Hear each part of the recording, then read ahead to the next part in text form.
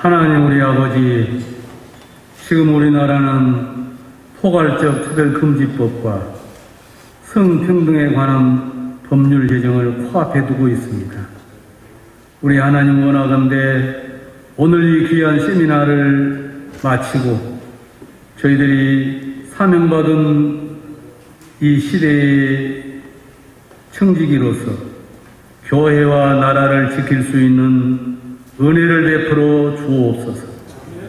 사내리 보낸 편지를 받고 성전에 올라가서 펼쳐놓고 기도했던 히스기야 왕처럼 우리 교단과 한국교회 주의 종들이 이 엄중한 시기를 위해서 기도할 수 있게 하여 주옵소서.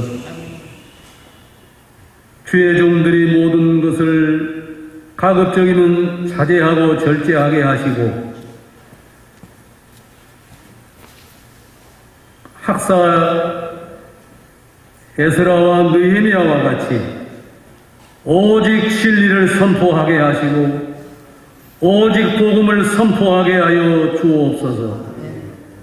하나님이 역사하게 하시고 우리 하나님께서 세우신 한국교회와 귀한 성도들을 지켜주시고 우리나라와 민족을 위해서 한 시대의 사명자들이 되게 하여 주옵소서.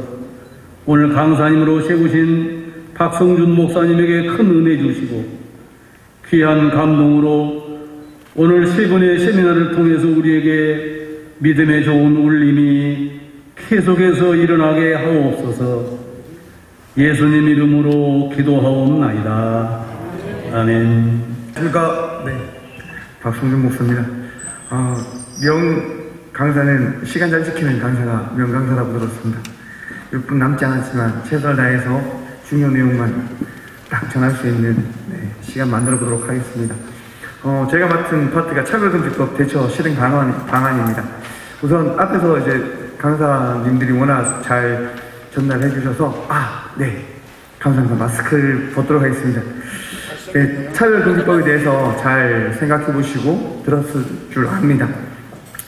차별금지법은 저희가 딱 글자만 들으면 굉장히 좋은 법처럼 들립니다. 하지만 이 포괄적 차별금지법으로 인해서 앞으로 저희가 만나게 될 사회는 생각지도 못한 어려움과 힘듦이 분명 있을 거라고 하는 것들을 생각하지 아니할 수가 없는데요.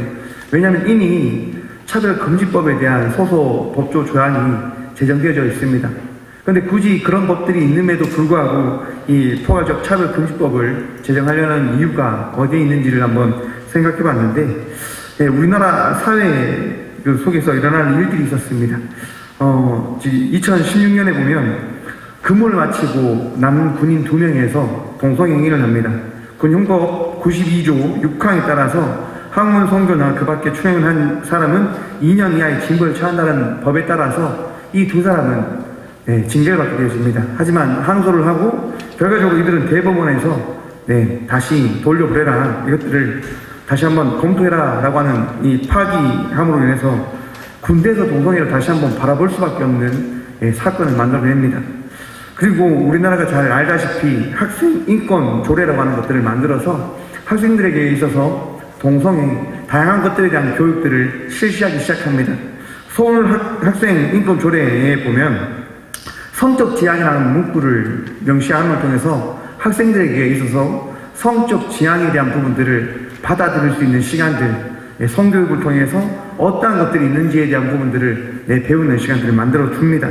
더 나아가서 다양한 학생 인권 조례를 통해서 소수 학생의 권리 보장, 차별받지 않을 권리, 소수 학생의 권리, 소수 학생의 권리 보호, 그다음에 충청남도 학생 인권 조례를 보면 성소수자 학생이 그 특성에 따라 요청되는 권리를 적정하게 보장받을 수 있도록 해야 한다라고 하는 내용을 통해서 동성애를 하려고 하는 학생들이 보호받는 세상을 만들어 가야 된다라고 하는 것들을 지금 만들어가고 있는 시대를 우리는 살아가고 있습니다.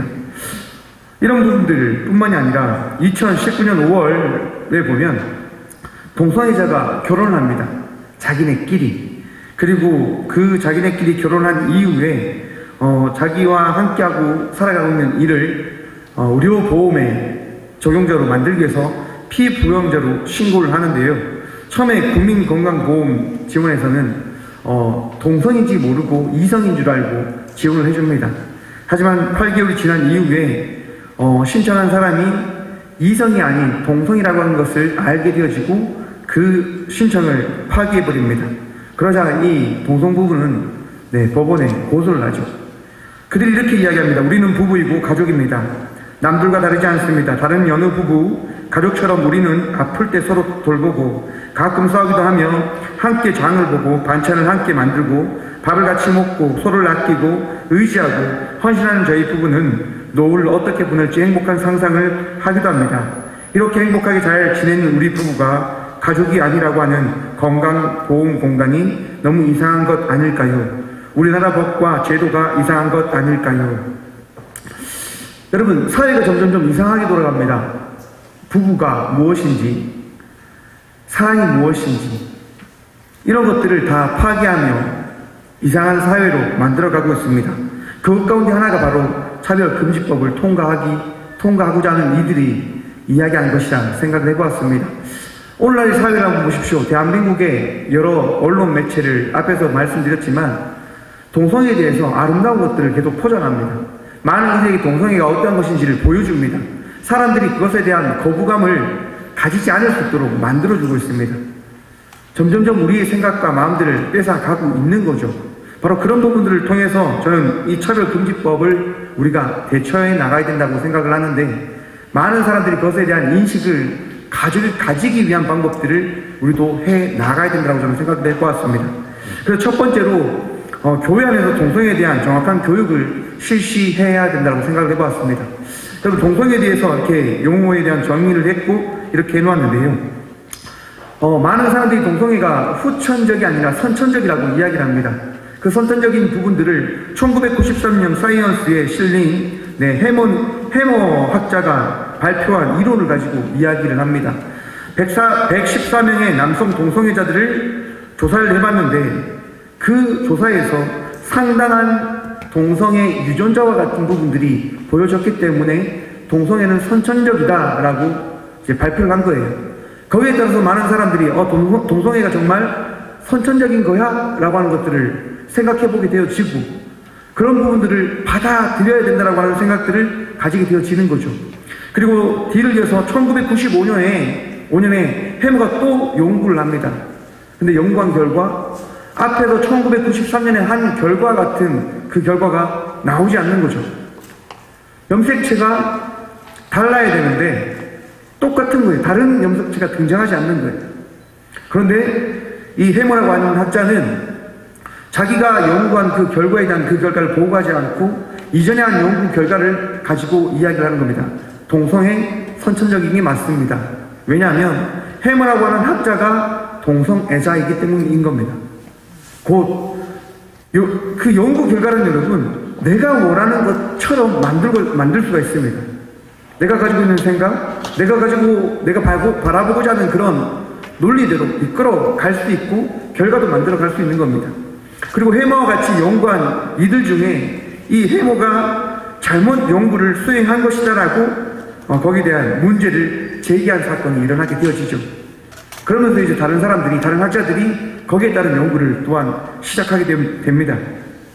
2010년에 라마고파라고 하는 학자들이요, 게놈을 정밀 조사를 합니다.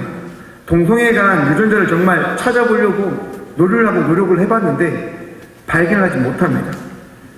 결과적으로 이런 연구를 통해서 동성애에 대한 유전자는 앞으로나 이후에 어떤 시간을 거치더라도 발견되어지지 않을 거다라고 학자들은 이야기합니다. 근데 이런 내용이 언론 매체를 통해서 전해지지 않습니다. 왜일까요, 여러분? 간단합니다. 동성애를 사람들이 받아들여야 되기 때문인 겁니다. 동성애에 대한 부분들이 여러 문제가 있기 때문에 동성애를 우리는 하지 말자라고 이야기합니다. 우리가 알다시피 동성애는 에이즈 감염의 주요 행위라고 이야기합니다. 2020년 동성애에 대한 에이즈에 대한 데이터를 보면요, 에이즈 감염 환자의 대부분이 성관계에 따라서 에이즈 환자가 발병했다라고 이야기합니다. 그 2020년 자료에 보시면 네. 동성간 성 접촉으로 인해서 325명이 에이즈에 2020년에 328명이 감염됐다고 하는데, 그 이야기하지 않은 무응답자가 232명이 있습니다. 전체적으로 가반수가 넘는 3분의 2가 넘는 에이즈 환자가 동성애를 통해서 감염된 것으로 보이는 기록이 있습니다. 그런데 이것에 대한 이야기를 우리나라에서나 다양한 나라에서나 동성애 때문에 에이즈가 발병되어지고 있다라고 이야기를 못하고 있습니다. 못하게 되어집니다. 왜냐하면 동성애를 옹호하는 사회를 만들어가고 있는 이 시대의 정책과 문화들 때문일 겁니다. 우리가 앞에서 너무나 잘 알다시피 창세기 1장 27절은 하나님이 자기 형상 곧 하나님의 형상대로 사람을 창조하시되 남자와 여자를 창조하시고 라고 하는 말씀을 통해서 제3의 성이 있는 것이 아니라 남성과 여성만이 있는 사회임을, 세상임을 말씀해 주고 있습니다. 그리고 레위기 18장 22절에 보시면 너는 여자와 동침한 같이 남자와 동침하지 말라, 이는 가능한 일인가 라고 이야기하며 동성애에 대한 부분들을 분명히 제됨을 말씀해 주고 있습니다. 이런 부분들에 대한 것들을 우리 교회에서 다시금 우리 아이들과 우리와 함께하는 모든 성도들에게 전할 수 있는 문화를 만들어 가야 된다고 생각해 보았습니다. 또 두 번째로 교단 차원으로 동성애 반대 강구를 분기별로 게재해야 하는 것이 좋을 거라 생각을 해 보았습니다. 동성애를 옹호하는 집단이 동성애에 대해서 홍보를 굉장히 많이 합니다. 미화를 시킵니다. 드라마를 통해서, 또한 많은 쇼프를 통해서 동성애에 대한 것들을 쉽게 받아들여야 되고 아름답게 받아들여야 된다라고 이야기를 합니다. 그것을 바라보는 우리 아이들과 많은 이들이 동성애는 사람이 살아가면서 가질 수 있는 하나의 문화인 거야, 아름다운 행위일 거야 라고 생각을 가지게 되어집니다. 여러분, 그것을 우리가 이제 바꿔줄 수 있는 이야기 또 부분들을 전할 수 있는 그런 운동들을 만들어 가야 된다고 생각해 보았습니다. 건강가정 만들기 국민운동본부에서는요, 가정과 사회와 나라를 해치하는 차별금지법의 실체라고 하는 주제를 내용 문구를 가지고 2022년 5월 12일 날 동아일보에 강구를 내게 되어집니다. 이런 식으로 저희 총회 차원에서 분기별로 차별금지법과 동성애 문제를 강구해서 알릴 수 있는 그런 문화를 만들어 가야 되지 않겠나 생각을 해보았습니다. 그리고 세 번째로 총회 주간 차별금지법 반대 의견을 고백하는 운동을 해 나가는 것이 어떨까라고 생각을 해봤습니다. 2020년 6월 22일에 전 총회장이셨던 김태형 목사님은 평등과 인권 보호에 역행하고 결혼의 순결과 자유를 저해하는 포괄적 차별금지법 제정을 반대한다라고 공포하십니다. 그런데 아직까지 저희 이번 총회는 공포가 되어진 것이 없는데 사회가 움직이고 있기 때문에 저희 총회에서도 함께 움직이고 있는 것들을 이 사회에, 이 대한민국에 알릴 때라고 생각을 해보았습니다. 왜냐하면 최근에 818명의 비상시국 선언이 있었습니다. 이들은 모두를 위한 평등법 제정을 신속하게 추진하라고 촉구하면서 이 대한민국 사회에 차별금지법이 얼마나 필요한지를 이야기를 하고 있습니다. 이때 우리 총회가 가만히 있다고 한다면 이 대한민국 사회의 우리 교회의 이미지는 어떻게 보여질까 한번 고민해 봐야 될 때가 아닐까라고 생각을 해봤습니다. 여러분, 법은 국회를 통해서 제정되어집니다. 하지만 한나라의 국민으로서 잘못된 법을 제정하려는 의원에게 우리 각자에게 주어진 그 권리를 이야기할 수 있는 것이 우리 국민의 의무이고 권리라 생각합니다. 각자 국민으로서 그 법을 제정하는 국회의원에게 그 법이 얼마나 위험한지, 내가 어떻게 생각하고 있는지를 이야기할 때가 아닐까, 우리 국민으로서 그것을 이야기할 때가 아닐까라고 생각을 해보면서 우리 총회에서 소속된 모든 교회가 함께 모든 성도들이 자기가 속해 있는 그 지역 국회의원들에게 법을 제정할 때 한 번 더 내 권리인 이 국민으로서의 그 권리를 한번 생각해보고 법을 제정해 보십시오라고 이야기를 하는 운동을 만들어가면 어떨까 생각을 해보았습니다. 7월 12일부터 17일까지 큐어 축제를 한다고 서울에 있는 이들이 서울시에 요청을 합니다. 그런데 서울시에서 그 큐어 축제에 대한 심의를 하게 되어지죠. 심의 결과 조건부 허가를 합니다. 신체 과다 노출, 음란물 판매 금지, 그렇게 하는데요. 여러분, 결과적으로 이것이 되어질까요? 저는 되어지지 않을 거라고 생각합니다. 이들은 신체를 과다하게 노출할 거고, 음란물을 판매할 거고, 우리가 생각지 못한 자기들의 어떤 이미지를 계속적으로 나타내기 위해서 할 겁니다. 그런데 이것을 막을 수 있을까? 여러분, 이것을 막기 위해서 현재 2022년 큐어 축제 반대 서명 운동이 지금 일어나고 있습니다. 네이버를 통해서 검색하시면 거기에 대한 사이트에 대한 부분들이 나오니까 함께 이런 부분들은 반대 서명 운동을 해 나가면 어떨까 또한 생각을 해보았습니다. 그리고 청와대 국민청원 게시판을 통해서 차별금지법을 반대합니다라고 하는 이 호소물을 함께 우리 교단이 전 국민들에게 전할 수 있는 이 차별금지법에 대한 동성애를 반대하고 있는 우리 기독교에 어떤 의미가 담겨 있는지를 공론화시켜야 된다고 생각을 해봤습니다. 모든 시민들은 기독교를 좋아하지 않습니다. 더더욱 이 코로나 시대를 걸어오면서 기독교의 이미지가 굉장히 나쁘게 사람들이 보여지고 있고 전해져 있습니다. 지금 이때 다시금 교회가 모든 이들에게 이 사회를 어떻게 지금까지 지켜왔는지, 교회가 어떤 일들을 해왔는지를 전할 수 있는 때가 아닐까라고 생각을 해봤습니다.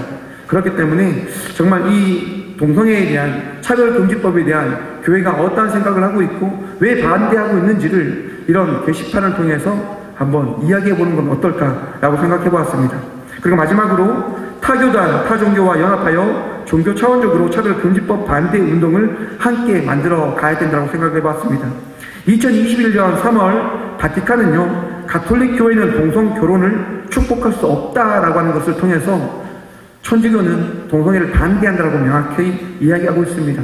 이런 다양한 교단들이 이미 동성애를 반대하고 있음을 우리가 기억하면서 동성애를 막을 수 있는 여러 교단과 함께 그 문화를 만들어가는 것이 가장 좋은 것이 아닐까라고 생각을 해봤습니다. 마지막으로 요나서 4장 10절과 11절의 말씀입니다. 여호와께서 이르시되 내가 수고도 아니하였고 재배도 아니하였고 하룻밤에 났다가 하룻밤에 말라버린 이 박농쿨을 아꼈거든. 하물며 이 큰 성읍 닌위에는 좌우를 분별하지 못하는 자가 12만여 명이요 가축도 많이 있나니 내가 어찌 아끼지 아니하겠느냐 하시니라. 아멘. 하나님을 알지 못하는 이들, 하나님을 떠나고자 하는 그들에게 하나님이 어떠한 분이신지 전할 때가 이때가 아닐까요? 우리가 힘들지만 우리에게 손가락질을 하는 많은 이들이 있지만 방문풀이 없어졌다고 우리가 인정받지 못하고 존경받지 못한다고 하더라도 우리에게 주신 그 사명, 하나님의 사랑하신 그들을 위해서 더 수고함으로 더 힘내어 달려갈 이때라고 생각해 보았습니다. 이상입니다.